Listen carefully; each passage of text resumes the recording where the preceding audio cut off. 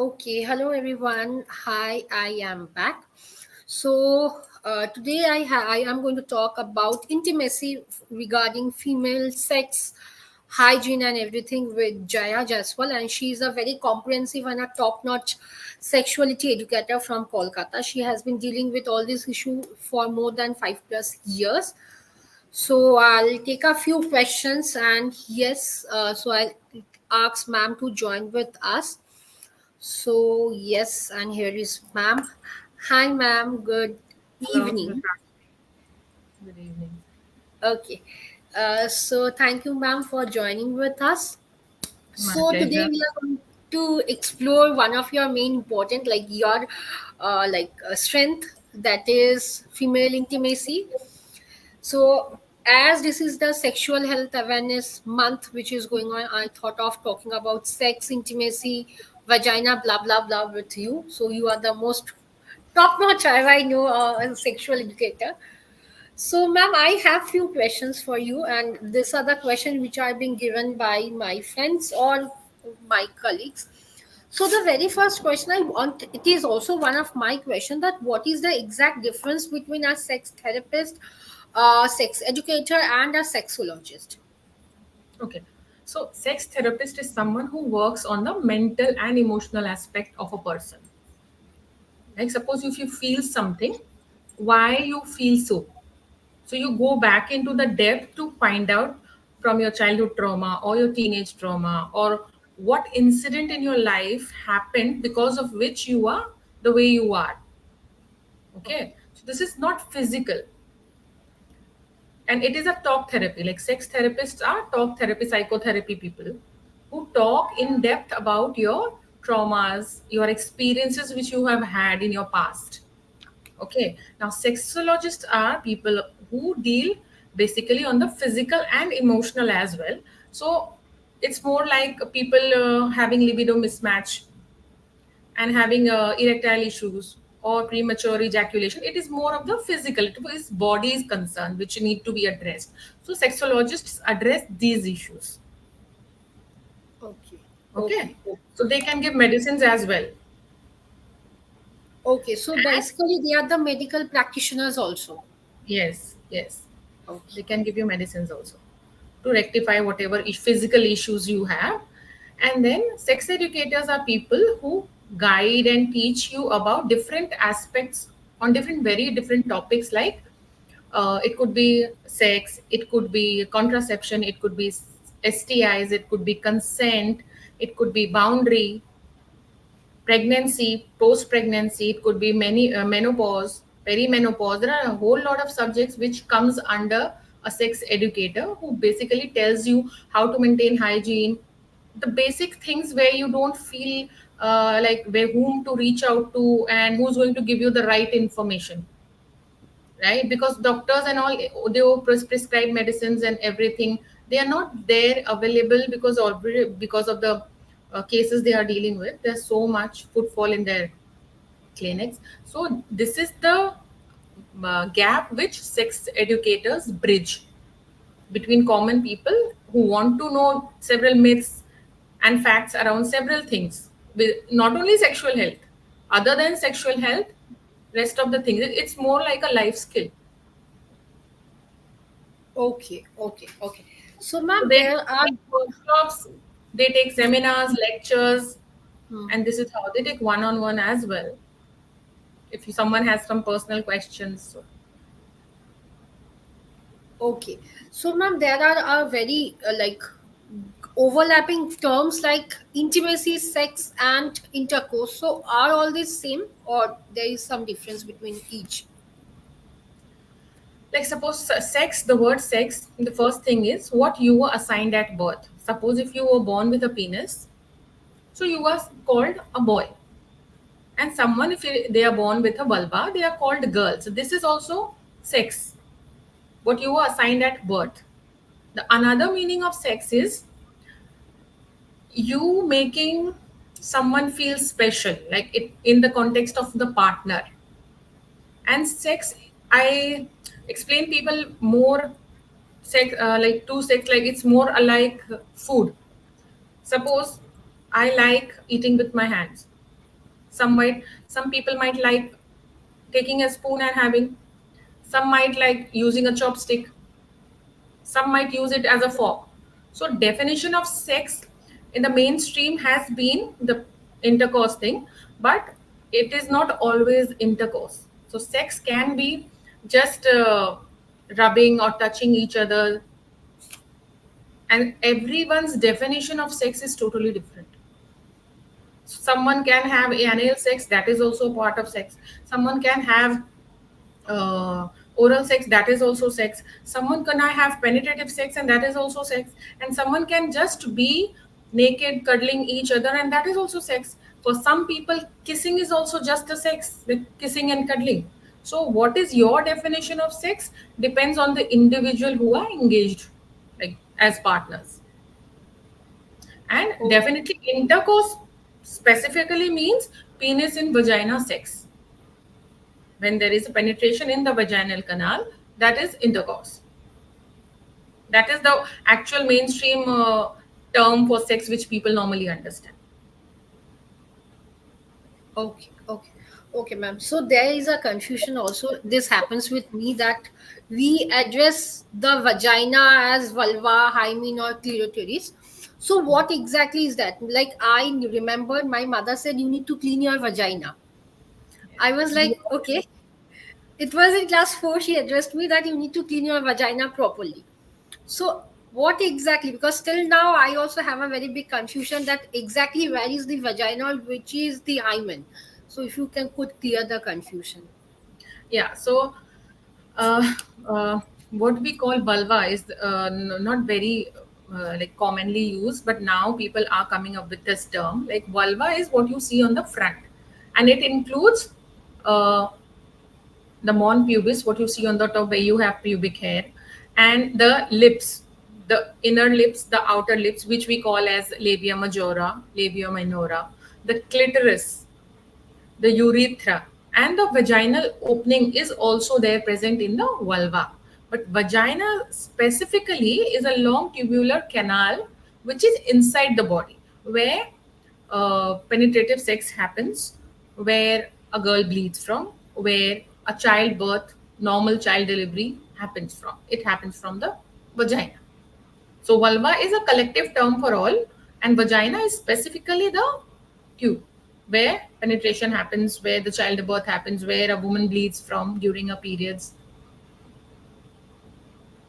Okay, okay, And okay.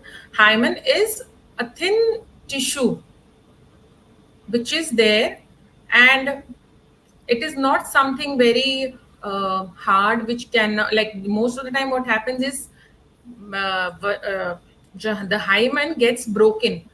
Like if a girl or a woman is more into physical activity, and most of the time it is already disrupted without us knowing it.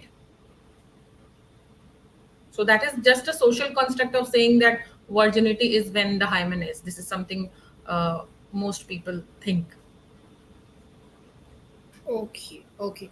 So, ma'am, like you said, the hymen most of the time is broken. So, can we say that the vagina loosen after having sex? Like heard from my mother that after having too many if you have too many partners, your vagina tends to get loosen, and then your husband won't touch you. I don't know, is it a myth or something? But is it really true that your vagina or our vagina get loosen up after having sex for some multiple number of times? So if multiple number of times, this actually doesn't happen. What happens is vagina is a very stretchy. It's more like a, when you see a scrunchie, right? Scrunchie which you Hmm. put. So it's more like a scrunchie. So when you stretch it and when you leave it, it comes back to the position. So it's just like that. So the vagina can be so stretchy, like 9 centimeters, where a child's head can come out. So it can expand to that level and then again come back. So just having multiple times sex, or having sex with same partner multiple times, or with different partner multiple times, does not loosen your vagina, definitely. But yes, vagina can get loosened while having multiple childbirths via vagina. And Oh, during like menopause or post menopause, there are like some people have reported that they feel that the muscles has loosened a bit, but before that none of it is a concern actually. Then you don't need to think about it at like vagina gets loose just because having sex with multiple people or multiple times. okay, okay. So, ma'am, what is the best care for all this vulva and vagina? Like, do we need to take any special care for all these parts? No, these genitals are very sensitive, so it is better not to use anything like any soap. It just only lukewarm water or normal tap water and cleaning with the fingers is all you can do, whether you're a man or a woman. There's no Okay, need to like put anything inside. It could be just opening the lips and cleaning your lips with water and finger. That's all. No intimate washes are required. okay, okay, ma'am. So, like, as we have hair waxing done, so there are girls who uses that so-called wax or shave their pubic hair. So, is it good to shave the pubic hair or no? Not completely restricted. No, no, it's not that. It's a personal choice whether they want to, or but definitely pubic hair is there for a reason. It is there to stop the foreign element from entering your body. So it's more like a web where nothing can enter easily into your genitals because it's very sensitive area, and that is why it is meant to like have that good bacteria and that it gets trapped in that. So I won't suggest waxing or using any chemicals like hair removal creams or as such, but the best you can do is just trim your pubic hair. That will be the best thing, like as per my suggestion, instead of waxing, instead of using those harmful chemicals there, because that area is very sensitive. Okay, okay, ma'am. And one more question, like there are like my female friend says me they say always me that the vulva or the vagina smells, and before having intercourse with their partner, they I have seen few of my friends applying perfume. So exactly perfume, I don't know whether it's good or bad. That afterwards, when I ask them that how is your reaction, they says me it's itching. So exactly using perfume is good or not, and why does the vagina smells like for different individual the smells are very different. So what is the Exactly. exact reason? So vulva is supposed to smell a bit musty or a different smell, which is definitely it is not supposed to smell like a jasmine or a rose. It has its own smell. Okay, like we sweat and we can we put deodorants on the armpits, so people think that we can put anything, any deodorizer also there also. But definitely, it's a very sensitive area, and I don't recommend anything, any sort of uh, just to erase that smell, because this is something depends on what you eat. Okay, and how hygienic you are, like how often you clean or not clean. And if someone feels that the smell is too much, or they might be having any sort of infection or any sort of discharge, which and many times there are the people have UTI issues also, so they need to address that if they feel the smell is foul a lot. But if it is just a musty smell, and then that's the actual smell of a vagina, how it is supposed to be. Okay, and if someone feels that before having sex they feel that this is something like a concern for the partner, obviously you can wash it off with a normal plain water. Many times what happens is whenever we wear synthetic or any underwear also, which is not cotton material, like it's not absorbent, so that becomes a breeding ground for the bacteria. Because like what happens when someone urinates and one or two droplets falls on the uh, panty, so that also becomes, because of the moisture and humidity there, that becomes an infection later, and that is why the smell is there. But if it's minor smell, which obviously is the smell of the vagina, then that's fine. You cannot do anything about it, and it is better not to do anything because that's your natural body odor. Okay. And ma'am, now I'll come up to the breast and boobs. Like I also had this few question. Like each of us have a different size and shape. I'm not talking about size and shape, but why are both the boobs not equal in size? Like if I talk about few of my client, they said me that my left boob is very large and the right one is very short, and it's get very difficult to choose the lingering or the underwear. Sorry, the bras and everything. So why exactly it happens? So it is very much based because of the genetics. You might be having a smaller or the boob, like bigger boobs, and the size also differs because genetically it is in your DNA. Okay. So you cannot do anything about it, and it is normal. It's not something that is abnormal, or you need to do something for to like balance it or make it the same size. Okay, it's just a minor difference. It could be Okay. just a one size difference. Yeah. Hmm. So that should not be like, don't take it as something serious. I need to work on it, or there is something wrong in me. No, everything is perfect. Like there are many people who have different boob size, and that's normal. Okay. It gives me a sense of pleasure that yeah, it's okay, that it's normal. Ma'am, there is a conception that we are not supposed to wear padded bra every single day. So is it a myth or something? Some sort of problem can come up if anyone is wearing padded bra every single day. Like soft pad is never a problem. Soft Hmm. pad with obviously more cotton based, not because if it is cotton or anything that is absorbent, because these areas are hidden and it is very we get sweat a lot. Okay, and publicly we cannot wipe or like put a powder or something do about it. So it is better to have something that is absorbent. So the normal soft pads are completely fine, but the wired pads, which has a wire underneath, that is very uncomfortable and it is very difficult for to wear on a regular basis also. And it is better to, if you're wearing it occasionally, it's perfectly fine, but obviously daily basis wearing it becomes a problem, because even if you sit, you have to like be very erect. Even if you sit like this back, like a bit loose and this way, then it's going to hurt beneath the boobs. And Yes, soft yes. pad is definitely perfectly fine. That's not a concern at all. It should be a right fit. Okay, okay, ma'am. Now I'll come up to masturbation and pornography. Like there are girls also. After watching blue films, we tend to masturbate, and every single day there is a habit for few of us. I'm not talking about me, but most of the client who have a tendency after the moment they are watching and they tend to masturbate. So, is masturbation good or bad? Or is it something that there should be a particular duration?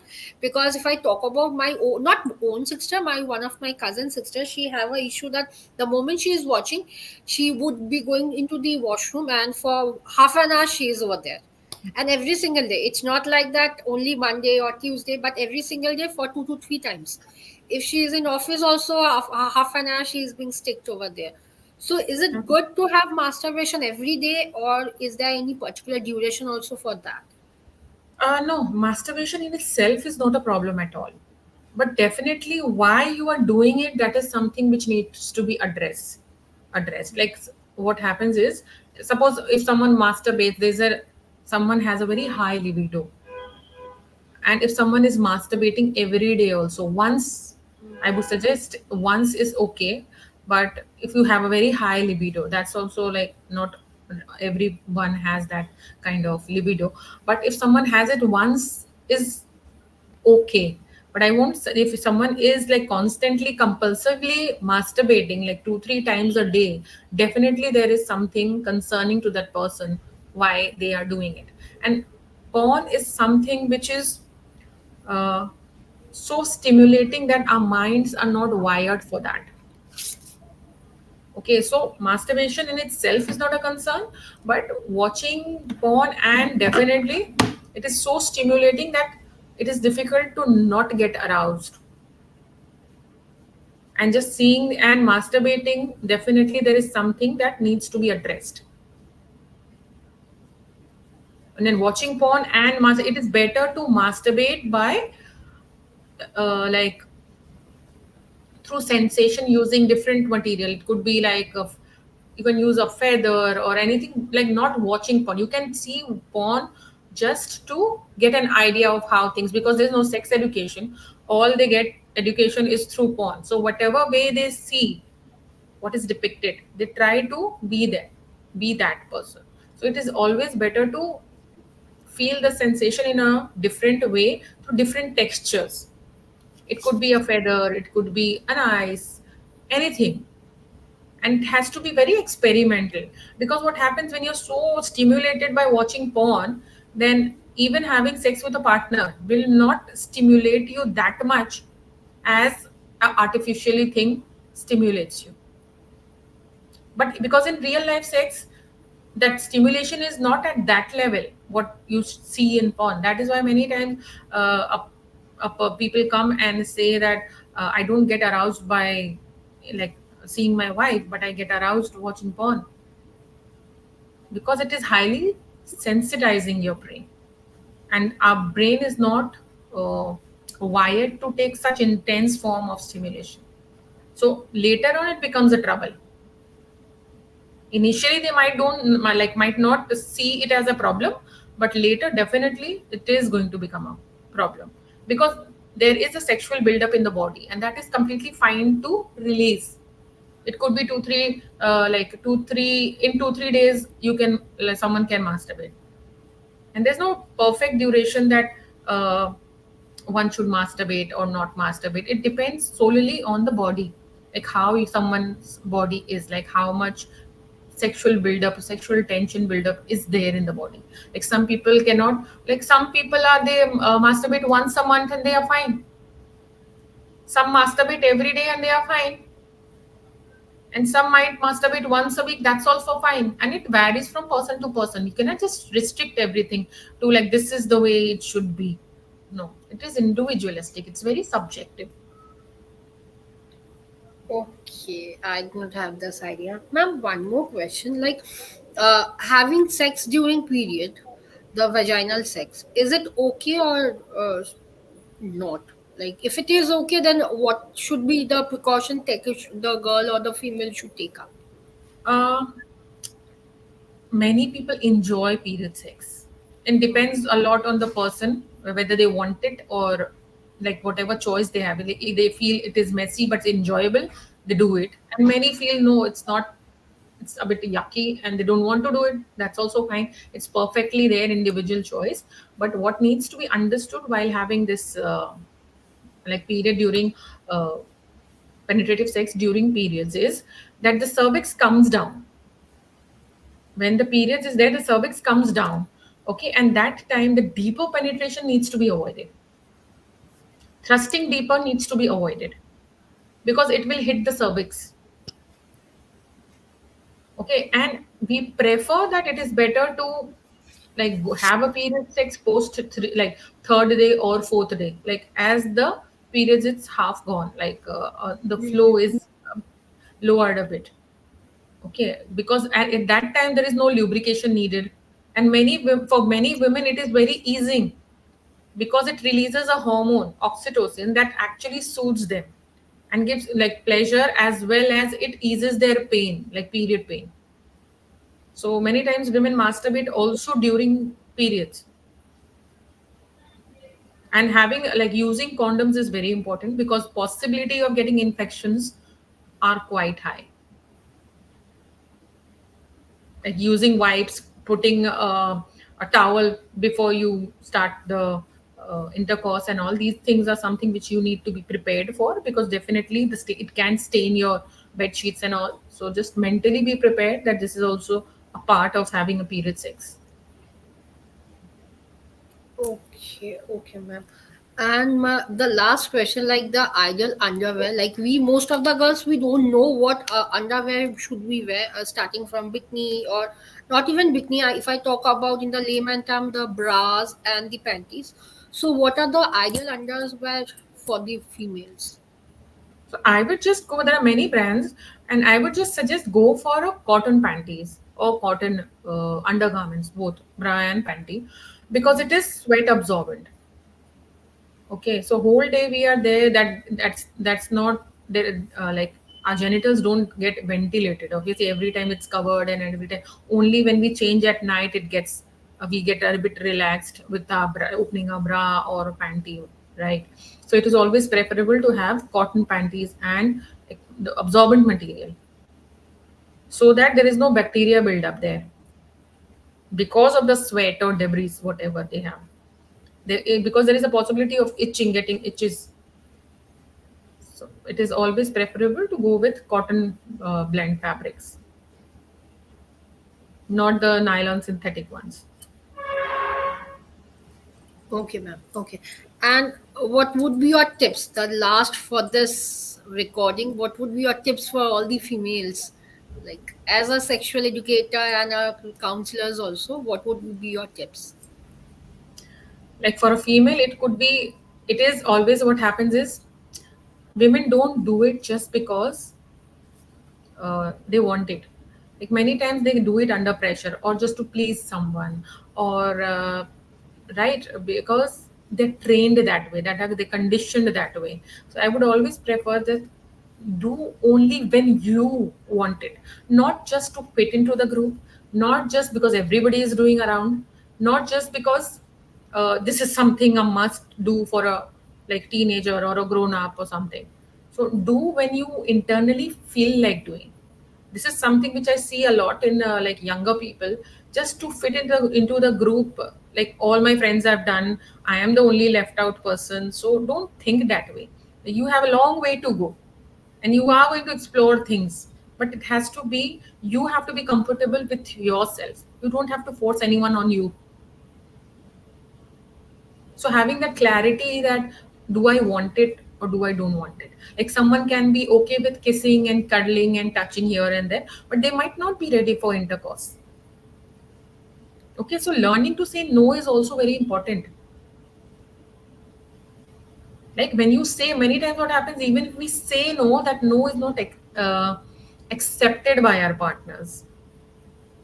So when we say that agar someone is kissing you, so they imagine as like they think that just because kissing is okay, so touching here and there is also okay. But the person might not be okay. So this is something you need to educate your partner beforehand. Like suppose if you are okay with like if you're dating someone or any of your partner, you can talk these things beforehand. Like before indulging, just make it clear that look, whenever I feel uncomfortable or awkward and I want it to stop, I'll just say please let's stop, and this should not annoy you. So because if you discuss it beforehand, he is also mentally prepared what might come, right? And like explain them also, if I am okay for kissing, it doesn't mean I'm okay for hugging or cuddling, anything like which you might be. Obviously, you can proceed by talking. Obviously, it's not something which is done silently. We can talk it out in that moment also. Try to add more humor, so it becomes the moment becomes a bit lighter. Like it's a fun moment for both of, because we mess up, we and nothing is going to be perfect. Like we go into this idea that for having a first time sex is going to be perfect, this is going to be mind blowing. It doesn't happen like that. It's more of a practice that leads you to the having a wonderful like orgasm, or like a great time spending together, having good intercourse or something. But it doesn't come in the first intercourse, definitely. It could be a very good experience because it gives butterflies in the stomach and you feel so valued, so loved, and so like have a good feeling. But definitely you need to check out on this. Okay. I at least I got so many clarity about all the terms because I was literally not aware of what exactly are the terms. I hope our audience is also going to get the clarity. And in the first comment and in the description, I'm going to link the Instagram ID as well as Jaya ma'am's phone number so that whoever wants to have a clarity about all the sexualities, about gaining ideas, about education, about taking our session, 1:1. You all can get in touch with Jaya ma'am. So thank you so much, ma'am, for coming up Thank and you. talking about female intimacy, which is a hush hush topic still now, though we stay in this modern century. So I hope everyone enjoyed this session. So thank you so much, ma'am. I Thank want you. you to Thank come you up so with much. also many topics in this my podcast. It's not a podcast, basically. It's a webinar sort of thing. So I'll see you all in the next webinar. And thank you so much, ma'am. Have a Thank lovely weekend ahead. you. So thank you, ma'am. Take care. Bye bye. Bye bye.